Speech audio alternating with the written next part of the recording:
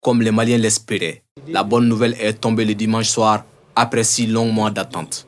Les sanctions prises contre le Mali lors du sommet du 9 juillet sont désormais levées avec effet immédiat. L'adoption du nouveau délai de la transition, la publication du chronogramme électoral, le vote de la nouvelle loi électorale sont entre autres des avancées remarquables faites par les autorités maliennes. Ce qui a motivé la CEDEAO à lever les sanctions.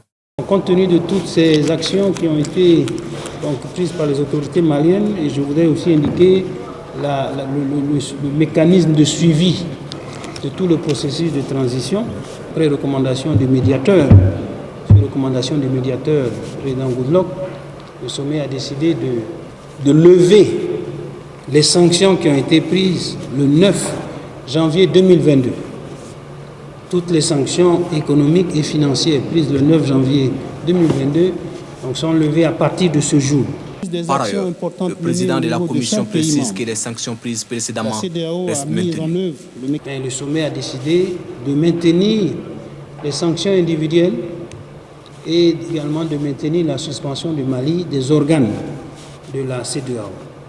Vous savez que la suspension des organes de la CEDEAO elle est liée au retour à l'ordre constitutionnel. Donc je crois que ça, pour le moment, ces sanctions sont maintenues.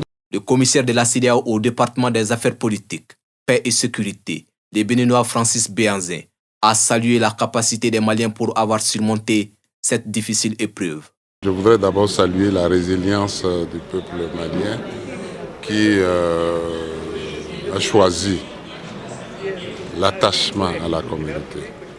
L'attachement à la communauté, malgré toutes les difficultés vécues ici et là, le peuple malien ainsi que ses dirigeants de la transition ont choisi de rester dans ce creuset familial. Pour rappel, l'organisation sous-régionale avait pris ses sanctions contre le Mali à cause de la décision des autorités de prolonger les délais de la transition à 5 ans.